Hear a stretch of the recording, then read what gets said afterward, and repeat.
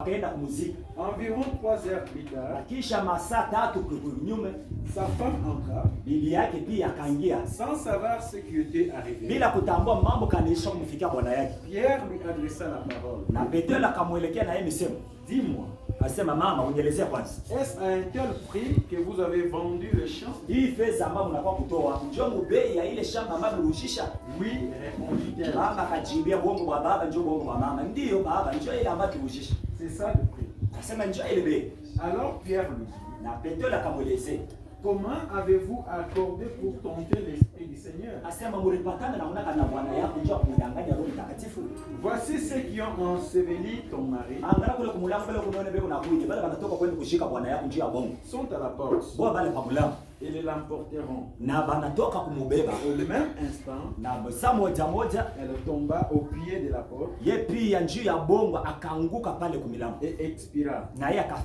Les jeunes gens étant entrés, la trouvèrent morte.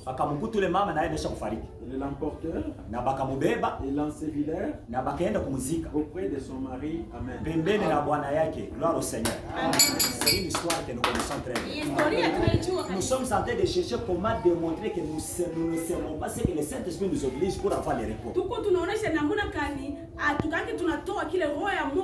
Le 5e verset de Ruth chapitre 3. Qui est notre livre de base. Ruth avait déclaré à Naomi ceci. Je vais semer, je vais faire ce que toi tu m'as exigé de faire. Je ne ferai pas le contraire de ce que toi tu m'as parlé. Aujourd'hui, l'église souffre de ne pas obtenir le repos. Parce que dans tout ce qu'on nous déclare dans la parole de Dieu, nous ne faisons pas ce que le Saint-Esprit nous exige à travers sa parole. Écoutez la parole de Dieu, nous écoutons. Mais on ne parvient pas à faire automatiquement ce que la parole de Dieu nous oblige. C'est pourquoi on n'a pas le repos dans notre vie, mon frère et ma soeur. Ruth a réussi parce que Ruth était capable de faire, de semer ce que l'Esprit de Dieu exige. Cette histoire, nous la connaissons très bien. C'était les gens qui faisaient des commerces. À chaque fois qu'ils pouvaient vendre quelque chose, comme ils étaient des chrétiens, il fallait que l'homme et la femme prennent le 10e de leur montant pour aller payer à l'église. Et maintenant, ces jours-là, Anania et Saphira, au lieu d'aller semer la dîme que Dieu les avait donnée, je ne sais pas si les champs s'étaient vendus à $10,000. Il fallait qu'ils prennent $1,000 comme dîme pour aller payer à l'église. Mais ils s'arrangent dans la chambre à coucher. Moi, je tombe dans ma proche amie. Et bah toi, tu as baripia. Ça, c'est 9,000 comme il a bakia. Habite Néan. Si tu bébé $500 au lieu de $1,000. Nous allons tout à tout cocanis. Amen. Il va mouiller bakia dans le chambre. Je vais me laisser. Anta papa pasteur na ulisa. Tu me laisses $10,000 $500. Amen. Nous avons été chrétiens dans l'église. Même si ton mari ne prie pas en sérieux. Toi, tu ne peux pas appeler de dire les mensonges parce que ton mari ne prie pas. Même si ta femme ne prie pas en sérieux. C'est ce que l'Esprit de Dieu va tomber. Dans Psaume 139, il est écrit ceci. En commençant par le premier verset là. Et de loin, Dieu pénètre mes pensées. Quel que tu es assis là, Dieu te connaît que tu es assis. Quand tu seras debout, Dieu sera à ta main. Donc devant Dieu, rien ne peut être caché. Pour Saphira et Ananias, ils savaient qu'ils sont tentés de mentir. Pendant que Dieu connaissait la réalité de toutes choses. C'est moi Dieu qui t'a béni. Amen. Toi, tu dois prendre les grandes montagnes. Prends 9,000, donne-moi seulement les 1,000. Mais dans les 1,000 là, il soustraire encore 500 pour aller donner 500. Ce n'est pas ça ce que le Saint-Esprit demande. Le Saint-Esprit demande le 10e. Ne demande pas le 5e. Ne demande pas le 3e. Aujourd'hui, tu n'as pas le repos. As-tu déjà donné ce que le Saint-Esprit te dit de donner? Amen. Gloire au Seigneur. Même dans nos prières, nous mentons Dieu. Quand ton problème, tu demandes d'abord à Dieu d'enlever la sorcellerie. Mais tu laisses le problème de la sorcellerie. Dieu, donne-moi un bon mari. Dieu, donne-moi une bonne femme. Est-ce que tu iras au mariage dans l'état de la sorcellerie? Ce que le Saint-Esprit t'exige de prier, c'est de demander d'abord la délivrance de la sorcellerie. Quand tu seras maintenant délivré, là Dieu peut te donner un bon nom. peut te donner une belle femme. Parce qu'elle sait que tu ne peux pas le faire le soutien naturel au mariage. Mais nous donnons nos requêtes contraires des requêtes de ce que le Saint-Esprit exige. Tu es voleur. Demande d'abord à Dieu d'enlever l'esprit de vol. Amen. Et après, maintenant, commence à demander le travail. Comment veux-tu que Dieu te donne le travail dans l'état de vol? Quand tu iras dans cette société-là, tu vas commencer encore à voler. Parce que l'esprit de vol est encore à toi. C'est que l'esprit t'exige à toi. Pour le moment, ce n'est pas de demander le travail. Demande d'abord la délivrance de l'esprit de vol. Que Dieu enlève d'abord l'esprit de vol. Quand tu seras maintenant saint, là Dieu peut te faire engager. Parce que son nom ne sera jamais cité dans la société. Tu vas commencer à l'évangéliser. Même si tu seras exposé à de grandes choses, tu ne vas pas voler, tu ne vas pas toucher. Pourquoi? Parce que je ne suis plus voleur, je suis un enfant de Dieu. Je dois représenter Dieu dans cette société. C'est pourquoi tu continues à demeurer dans le chômage. Amen. Ce n'est pas parce que Dieu n'agit pas. Parce que Dieu est en train de semer les mensonges. Au lieu de semer de bonnes requêtes, toi tu es en train de prier les mensonges dans ta bouche. Est-ce que je vais la dire? Amen. Amen.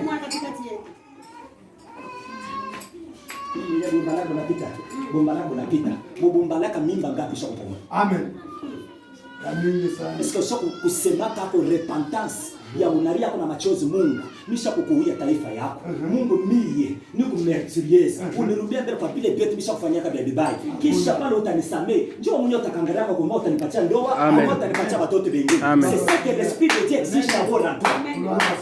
Mais tu voulais brûler les étapes, la repentance n'a jamais fait. Au-delà de cette grossesse avortée, il cherche à imposer encore Dieu qu'il te donne un bon mari, qu'il te donne une belle femme. Même les hommes avortent aussi. Amen. Quand vous vous éjaculez par terre, l'éjaculation c'est l'avortement. Amen. Amen. Tu sais combien des enfants que tu as avorté en éjaculant par terre? As-tu déjà fait la repentance? C'est ça. Et maintenant tu veux que Dieu te donne une belle femme. Est-ce que c'est ce que le Saint-Esprit exige en toi? Amen. Nous sommes au troisième réponse. Pourquoi il n'y a pas de repos dans ma vie? Parce que chaque fois que je prie, Amen. Amen. C'est là où il y a le repos. Saphira. Est-ce que c'est ce que Dieu a exigé de donner comme dîme? Ndiyo mtumishi wa Mungu. Sasa lishe batumisha tuonake maroye. Amita mpika tu kibongo yeye mwenyewe Unaisha. Ce n'est pas nous que vous avez menti, c'est ce que l'homme de Dieu dit. C'est au Saint-Esprit que Dieu t'a donné. Mais le Saint-Esprit voit ton cœur. Maman, ce que ton mari a donné, est-ce que c'est ce que vous avez vendu? Ndiyo papa. Tel homme, tel femme. Alléluia. Avant que tu sois marié, tu ne mentais pas, maman. Est-ce que Dieu peut te donner le mariage pour que tu commences à mentir? Pourquoi ne pas dire à ton mari, mon mari, moi quand j'étais célibataire, je n'étais pas un menteur. Mais maintenant, on va commencer à mentir. Tu m'as dit que mon transparence.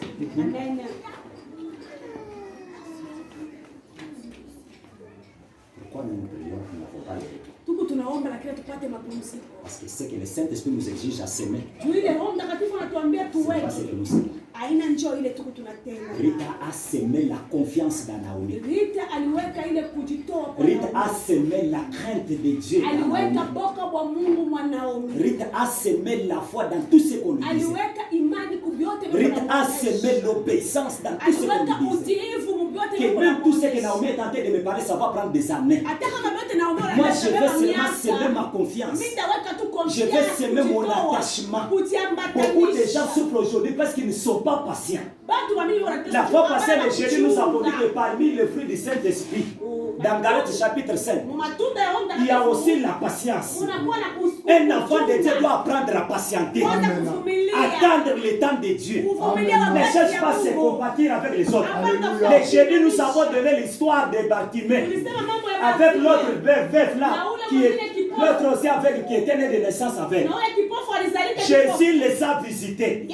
Mais chacun a été visité de sa manière. Pour Bartimée, on a prié sur place.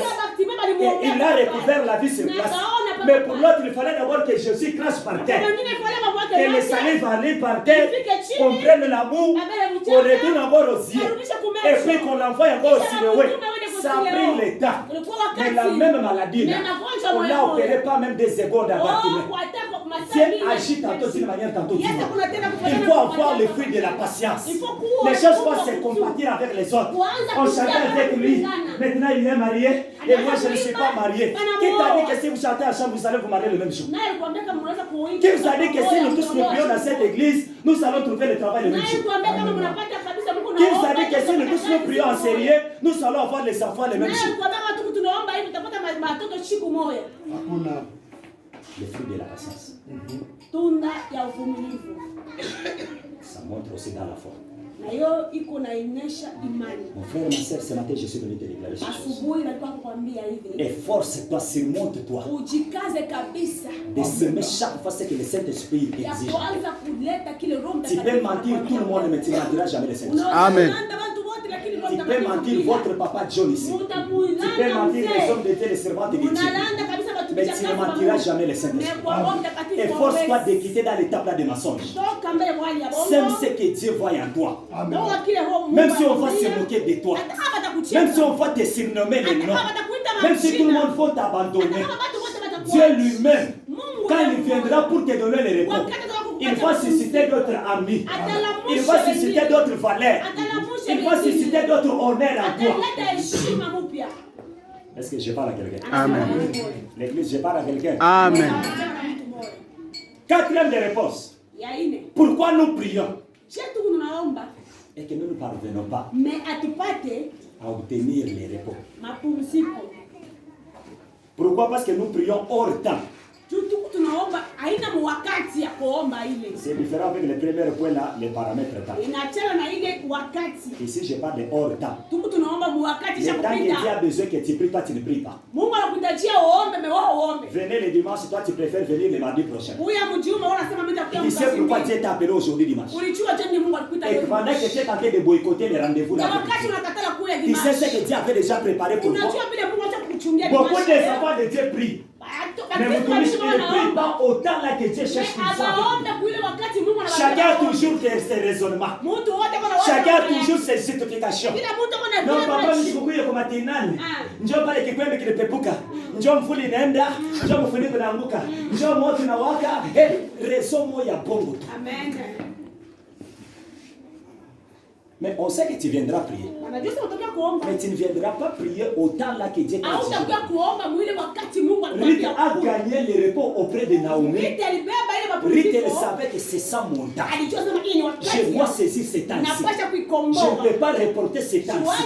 C'est pourquoi au verset 5 là de Ruth 3, elle a déclaré à Naomi, je ferai ce que tu viens de me déclarer. Pourquoi Ruth avait déclaré cela? Elle savait que c'est ça mon temps. Si ce temps-ci ça passait, moi je risque de demeurer éternellement vert. Je dois saisir ce temps-ci. Mon frère, ma soeur, tu n'as pas le repos dans ta vie. C'est parce que tes problèmes, tu la mets toujours hors temps. Le temps que tu as besoin de toi, tu ne viens pas. Viens à 8h30, toi tu viens à 11h15. Viens à 15h30, toi tu viens à 17h15.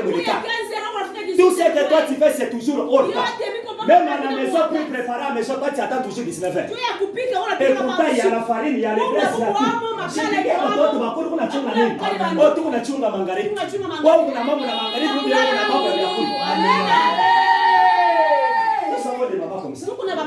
Tout est dans la maison. Prépare la maison que les gens mangent. Est-ce que Mangaribi déjà la pour le Bogarbo? Ou bien des banques qui ont j'ai encadré même le modérateur. Dès qu'il y a de ces gens-là, même quand un visiteur vient à la maison est toujours ça. Pourquoi pas l'état là où on doit arranger la maison, toi tu attends toujours ton temps à toi. Et c'est pourquoi les visiteurs vont te surprendre. La maison sale. Peut-être le visteur avait un repos pour toi. Et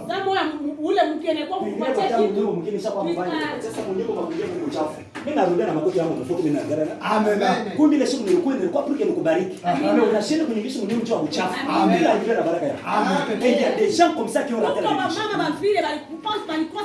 Bien aimé, si tu vois un homme de Dieu venir dans ta parcelle, Fais le tout mtu yake ingia kwa nyumba yake. Fanya namna yake. Leo unasoma papa, ngabara kwa papa. Tina mche.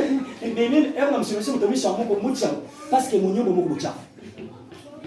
Le temps que tu devais profiter de l'occasion. Wakati ulipasha kubeba ile ule wakati a dépassé toutes les maisons papa. Mtumishi wa Mungu anapita kwa. Tu sais le message que Dieu a envoyé qu'il faut le pas dans ta pensée. Unajua neno kana kukuia nayo? Amen.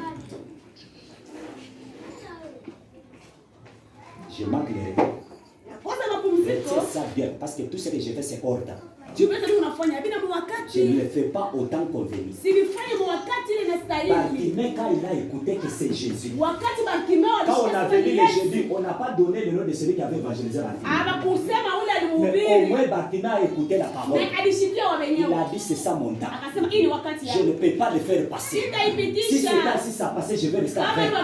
Il faut que j'écris. Mon frère, pendant que Dieu te donne encore le souffle de vie, c'est ça ton temps de venir crier à celui. L'église ici, vous êtes tenté de le payer le loyer, c'est pour que vous venez prier. Profite ce temps, viens même toi-même. Achète-toi au père, achète-toi là-bas. Commence à chercher la face de Dieu. C'est ça le temps que Dieu a disposé pour toi. N'attends pas l'année prochaine pour venir chercher la face de Dieu. N'attends pas le mois de juin. C'est ça ton temps à toi. Wewe unakuja maombi mpaka kama uko seminari njoo unakuja. Kama seminari yako wewe utakuja. Kama kuna maombi ya mercredi wewe utakuja, hata maombi ya upekee wewe mwenyewe uninge. Si niombe hii ni yenu mwenyewe. Utakuja. Mungu nailipia ni. Unikala kwa ataka kenze mapemidi vile mafamili ndio na makaji. Mapemidi nikalifungia na makaji ya Mungu. Njoo taya niko. Au Mungu apende sana mata niende kwa asubuhi nikalifungia mimi mwenyewe mule. Nitafute njoo taya ile Mungu ananipatia. Bartimée a saisi l'opportunité. Il est temps à saisir l'opportunité. C'est dans le même temps que Dieu l'a dit. Rita a dit, je saisis ce temps. Le passé c'est déjà passé. Mais ce temps ici, Dieu peut encore faire quelque chose. Et Dieu veut faire quelque chose. Parce que Rita avait saisi l'opportunité. Il a dit, c'est ça mon temps. Je ferai tout. Et après, elle a eu le mariage. Un bon homme. Un bon serviteur de Dieu. Par rapport au temps qu'il avait supposé. Mon frère et ma soeur, ne cherche pas à servir Dieu hors temps. Ne cherche pas chaque fois que Dieu a besoin de toi, tu as toujours des explications. Toi, tu as toujours des raisons à avancer. Quand est-ce que tu vas cesser les raisons dans ta bouche? Tu as besoin de ça que c'est ma communauté pas jamais. Papa njoo watoto tunasoma. Njoo pale shamba hili masomo yako chini. Njoo pale upaka wa justification utamtumikia kama Mungu sakani. Amen. Pale Mungu wako anakuloba sasa kiasi maana yake watoto wako mshomaji. Anaweke baba yako chini. Na Mungu wako anapenda upande poke ile saki iseme sasa mshomaji wa Bwana yako. Ile saki iseme sasa mbulofa watoto kwa masomo. Ile saki iseme sasa munjali yuko munyumba. Mais kama uyoko kusaisir le temps, tu vas souffrir. Nous on ne sait pas parce qu'on en a dans la vie. On sait que le Dieu là qui me réclame, il connaît l'état de ma vie. Il connaît les circonstances que je suis en train de traverser.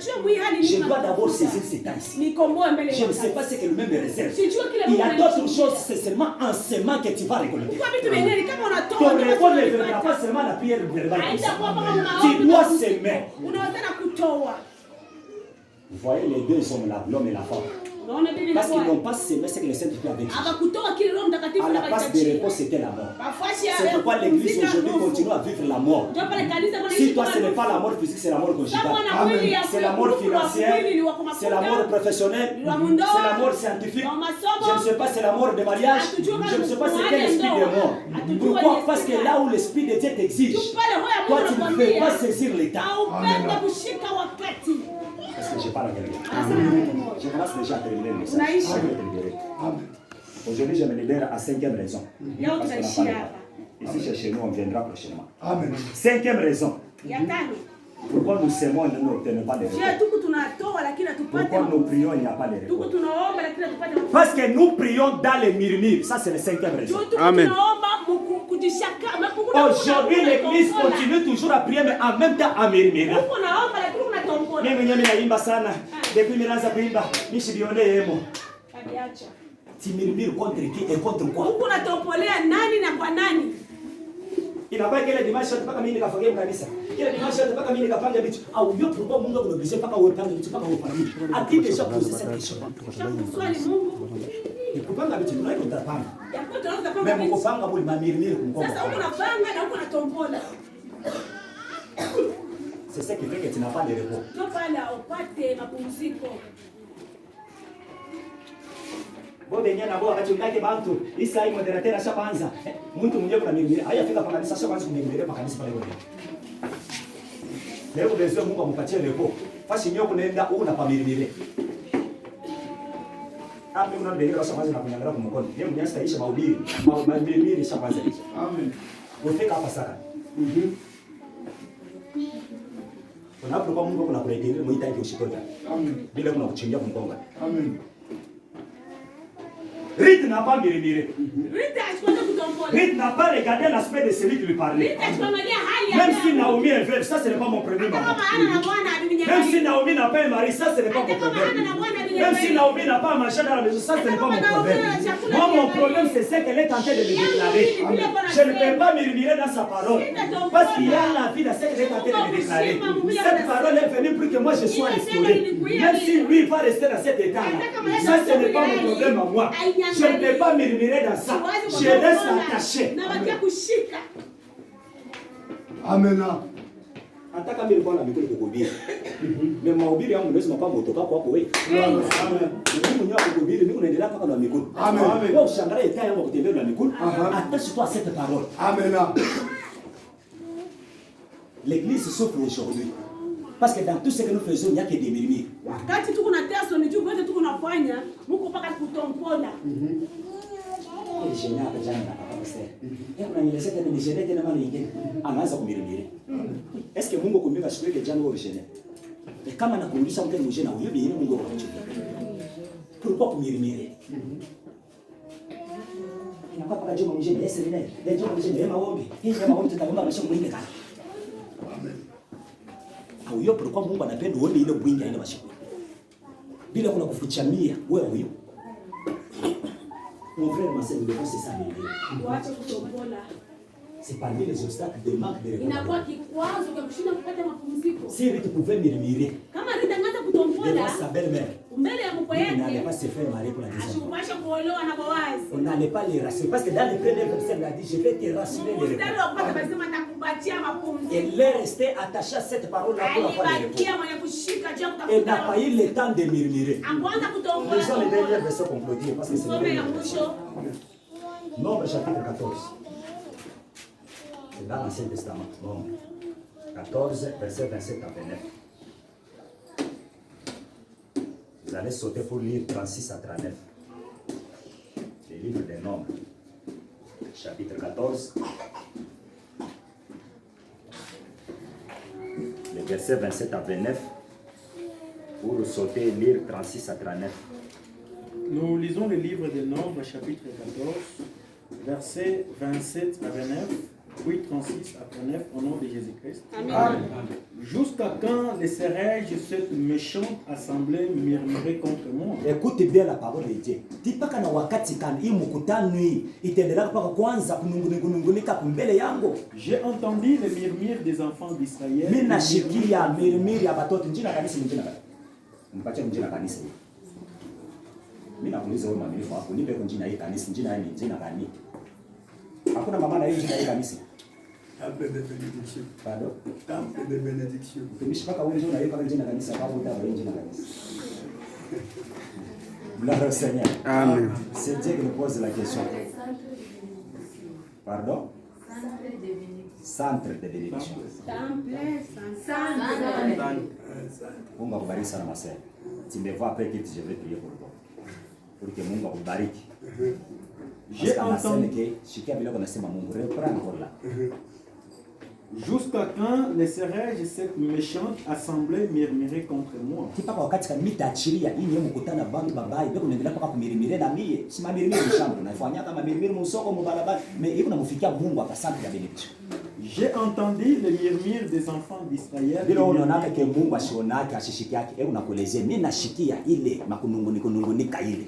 Dis-leur, Nikuelezea asubuhi ya leo. Je suis vivant, dit l'Éternel. Niko mzima mimi, kama unaona kimesha kufa mimi Mungu niko mzima. Je vous ferai ainsi que vous avez parlé à mes oreilles. Nitafanya kila ambao unaanza kusemelezea kwa mashikio yangu. Vos cadavres tomberont dans ce désert. Mauti yenu itaanguka muhii jangu. Vous tous, dont on a fait les dénombrements, en vous comptant depuis l'âge de 20 ans, au-dessus et qui avait murmuré contre moi. Si tu as déjà murmuré dans cette assemblée, mon frère, ma soeur, commence déjà par la repentance. Amen.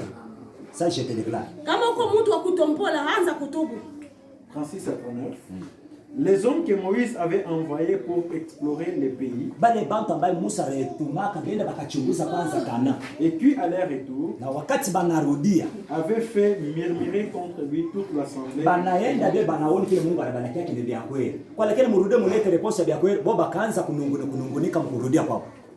Ces hommes qui avaient décrié le pays mourir, frappé d'une plaie devant l'Éternel. Josué dit,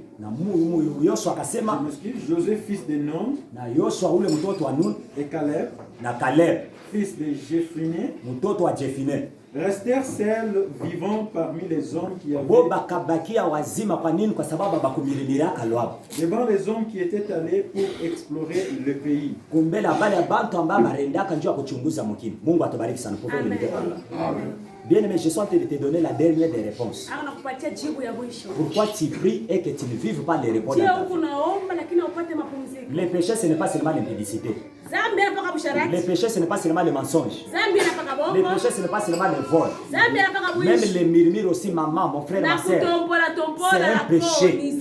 On a tué les gens à cause des murmures. Mais on avait grâce à ceux qui n'avaient pas murmuré pour entrer en Canaan. Je t'avais dit que le repos, c'est la grâce de Dieu dans notre vie. José Caleb ont eu la grâce de vivre Cana parce qu'il n'avait pas murmuré. Ton Cana, toi, peut-être, c'est le mariage. Ton Cana, toi, peut-être, c'est la bonne santé. Ton Cana, toi, peut-être, c'est bâtir une maison.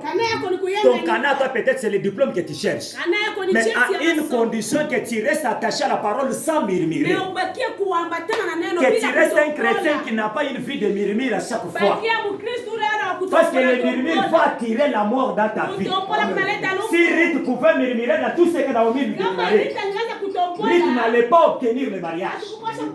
Parce qu'elle savait que celui qui me parlait d'abord d'elle. L'endroit ici que nous nous retrouvons, il n'y a pas un homme. Tous les enfants de cette maman sont déjà décédés. Où est-ce que je vais trouver encore un autre homme? Rite n'a pas eu de regarder ce que les yeux lui montraient. Elle est restée attachée à la foi. Et même si dans ce pays il n'y a pas des hommes, Dieu lui-même va susciter quelque part. Je vais fermer ma bouche pour ne pas murmurer.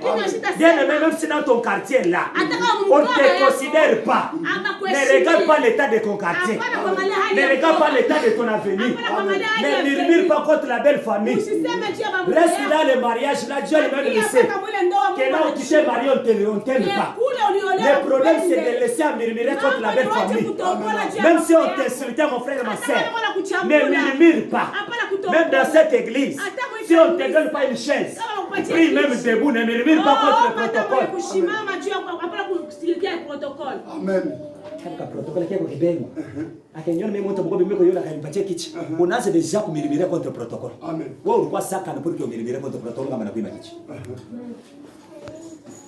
Qu'est-ce qui est difficile à temps? C'est simple.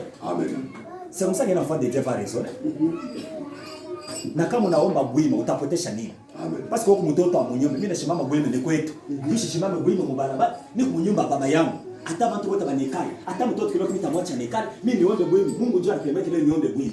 Wewe de mirmire. Mimi mtu mkubwa ndio naomba bwima. Katoto kilo kasha ikala. Hivi na hivi. Kitadiko wewe mtu mkubwa kwa Mungu para wewe mtoto. Amen. Gloire au Seigneur. Voilà les 5 points que nous avons partagés.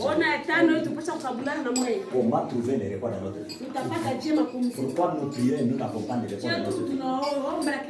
La première des choses qu'on nous a donné comme réponse, nous prions et nous n'avons pas les réponses dans notre vie. Il y a des problèmes de paramètres temps. On nous demande d'avoir les fruits de la patience. On nous déclare que les justes vivront par la foi. Même si l'État est en train de monter, en train de descendre, moi je vais rester seulement attaché à mon Dieu. Il m'accordera les réponses. La deuxième des aspects, on nous a dit qu'il faut encore renouveler la foi. Nous prions sans la foi. Quelqu'un qui accepte une fois que 2 semaines sont passées, il oublie même tout ce que Dieu lui avait promis. Il commence à maintenant à critiquer, à se décourager de ça à la maison. Non, comment j'ai prié depuis janvier, je n'ai plus la réponse. Bien, on nous demande d'avoir la foi. La troisième des réponses, on nous parle que toi et moi, nous devons cesser de prier hors temps. Même s'il y a la pluie, mon frère, ma soeur, marche sous la pluie, va chercher Dieu. Même s'il fait chaud, ne cherche pas à reporter ce qui doit être fait aujourd'hui. Saisis le temps là. Même si on est tenté de t'insulter, de te critiquer, même si tu n'as pas de beaux habits, viens seulement avec le même habillement là, viens prier. Un jour Dieu va t'habiller bien. Même si tu habites très loin, toi-même commence à calculer. Si je quittais à pied, peut-être à une heure, je serai déjà là-bas. Ne viens pas en retard, mon frère, ma soeur. Il y a des problèmes de paramètres temps. Ne viens pas prier hors temps. Pendant que Dieu t'attend à 10 heures, toi c'est toujours à 11 heures. Pendant que Dieu t'attend à 15 heures, toi c'est toujours à 17 heures. Bien aimé, cessez de faire cela. On nous a donné le 4e de réponse. Que nous devons prier à ne pas murmurer.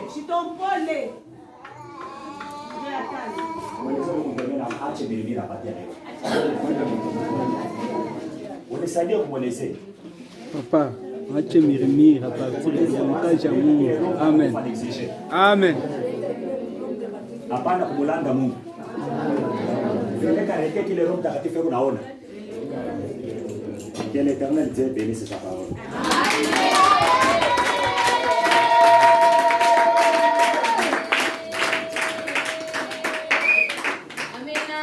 Amen kanisa. Amen. Onyesha furaha mu nyumba ya Mungu. Sema kwa papa merci. Papa merci. Ile merci yako aina ya kweli. Sema tu na nguvu na furaha papa merci. Papa merci. Tumishi wa Mungu, Mungu akubariki kabisa. Mama, Mungu wangu akusaidia. Bien-aimé dans le Seigneur, mimi nashikia mambo moya mzuri kabisa. Kwa hii kishina banatuambia mama ikale usitoke mbele, ikala paka pale. Usitoke. Inafuatana na kishina kile kilikuwa mjuma. Dimanche tulisema n'abandonnez donc pas votre assurance. Amen. Amen. Amen. Tusoma katika kitabu ya Hébreux chapitre 10 35 jusqu'à 39. Bien-aimé dans le Seigneur, huyu Naomi, mimi nitakwambia ana église. Naomi anakuwa ni Kristo. Amen. Amen. Ndani ya Kristo kama mnatoka sauti, ukitii ile sauti, bien-aimé utapata baraka. Sema kwa amen ya bien. Amen. Sema amen ya bien. Amen. Parce que ndani ya Naomi, huyu